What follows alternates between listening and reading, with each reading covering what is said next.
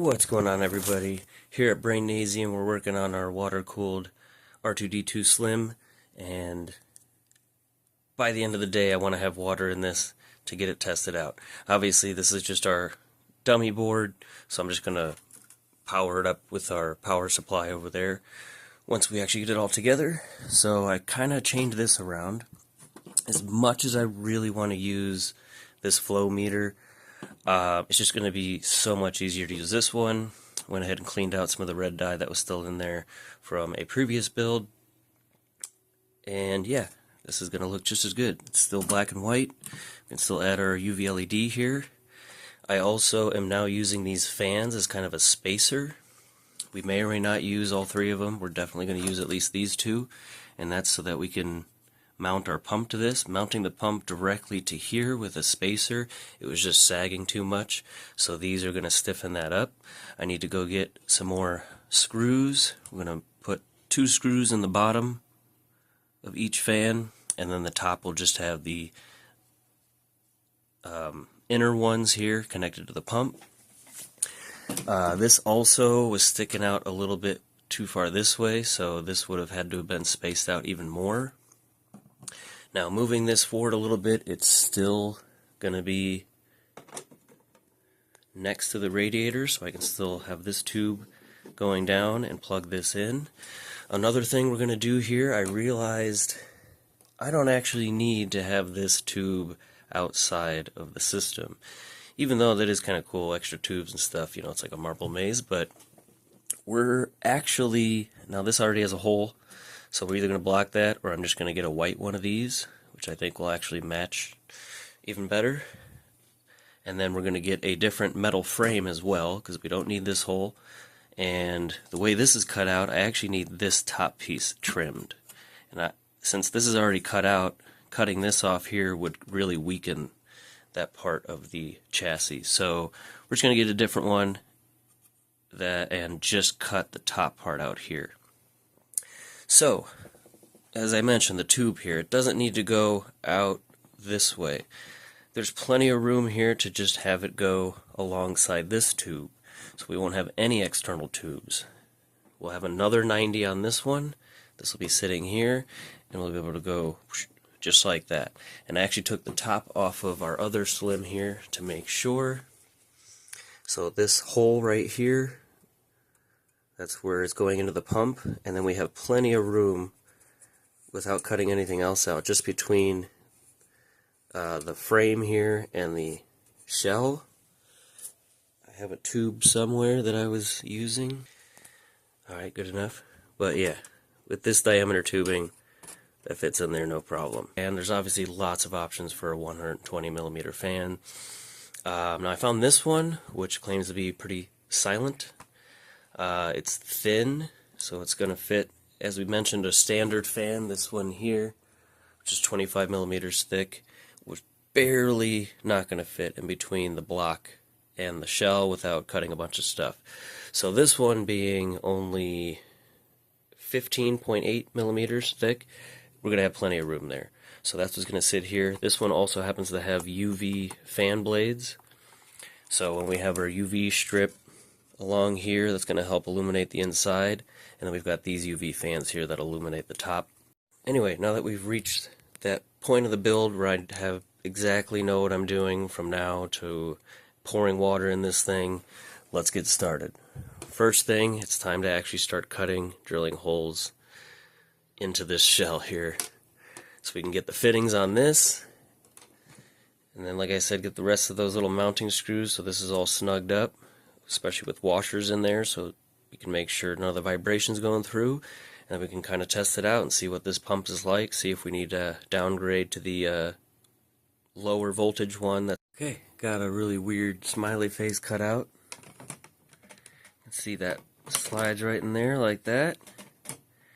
This is pretty much flush. On this side it is. This side, because of the curve, there's a slight gap there. We're going to obviously use a little bit of a fan gasket there to make sure that's kind of sealed up. And now on this side, if we flush mounted the fan here, it's going to kind of go right across here, and then we probably wouldn't be able to use either one of these clips on the faceplate. which is about half of them. So I think what we're going to do on this side is add some spacers up here, because some of these braces here also stick up, you know, just a little bit past this flush part where it's going to be mounted. And I don't want to sand all this down, because this is obviously we cut out some of the rigidity there, so we want to leave some of this stuff. So I'm just going to use probably a few little spacers here, maybe like a washer and then a rubber washer and then another washer, just to stack it up so that this will kind of bridge across here and leave a small gap so those clips will still slide into place as they should, and then if we need to we can just kind of fill whatever extra gaps. But I do plan on having these on 12 volts. I guess we should plug these in real quick, make sure they're not obnoxious. Just going to hook it right into 12 volts.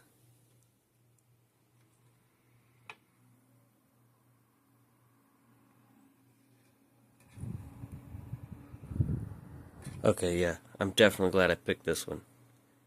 That's 12 volts, like dead silent. That is moving a lot of air. Fantastic. So we're going to leave that on 12 volts for sure. Let's see if it glows.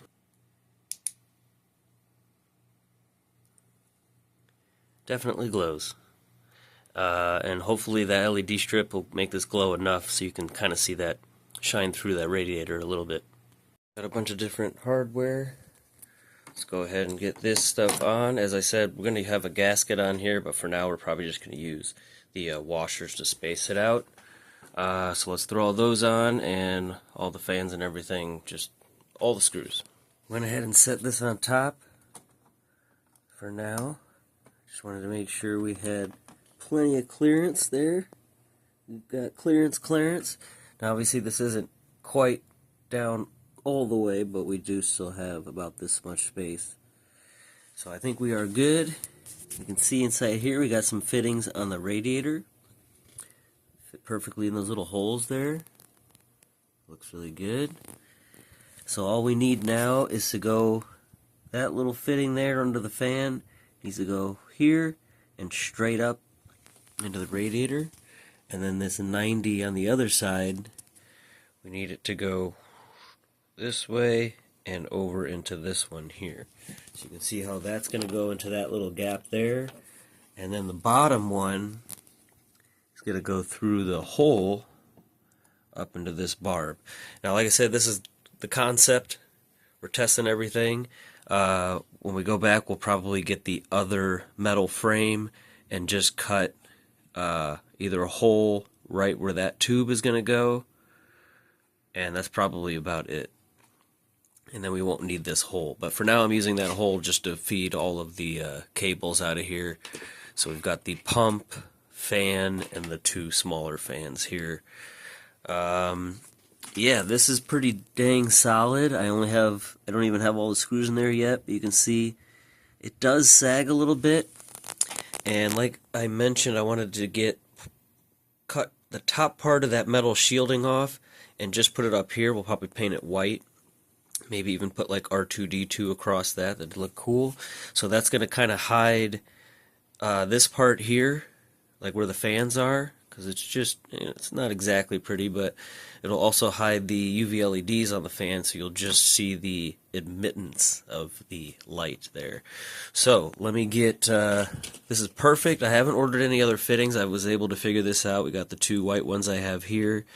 We have the one blue Enzotech one here, even though I've never been able to use one of these and have it say Enzo the correct orientation. And then we just have the black ones that you can't really see on the block and radiator underneath.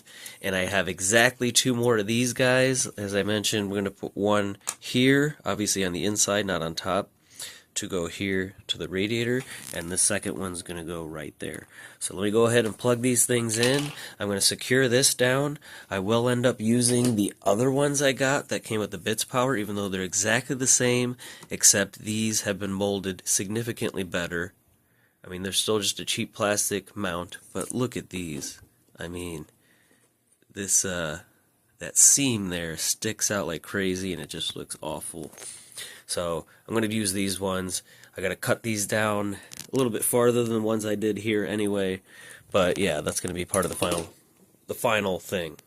So really quick, That spacer on our fan makes the perfect amount so that we can, let me see if I can hold the camera, so that these prongs, there we go, on the faceplate will be able to still reach in there and clip onto those without bumping into the fan. So that's nice. I also had to cut little notches out on the fan so we can still use the mounting screws there. Anyway, without further ado,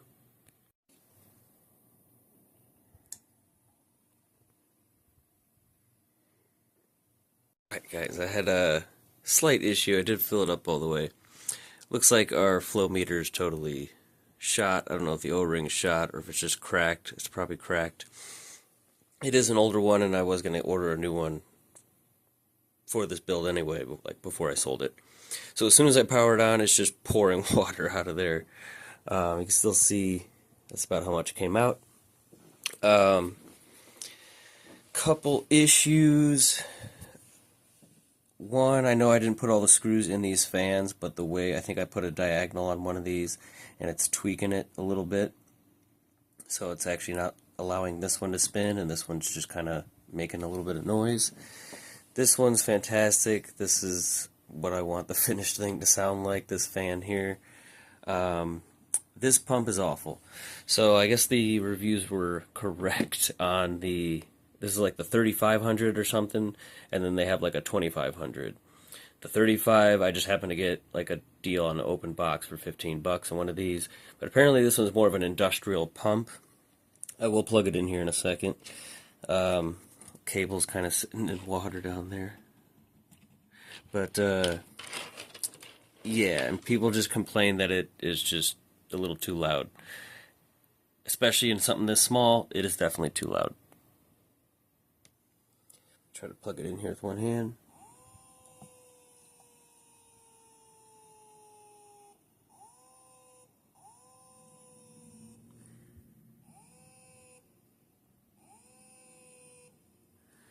So yeah, I don't know if the camera picks it up as well, but it sounds not as bad now that there's water in it, but it's still just like this. It just sounds like a ambulance in like the distance or something like that.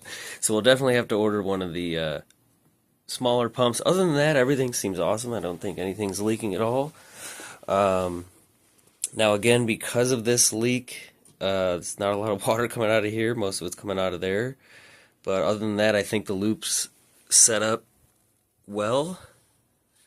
Only other thing I also want to do, I think I mentioned this is sagging a little bit. I think I do want to drill just one small hole right here. And we're just going to put one extra screw right in that top piece.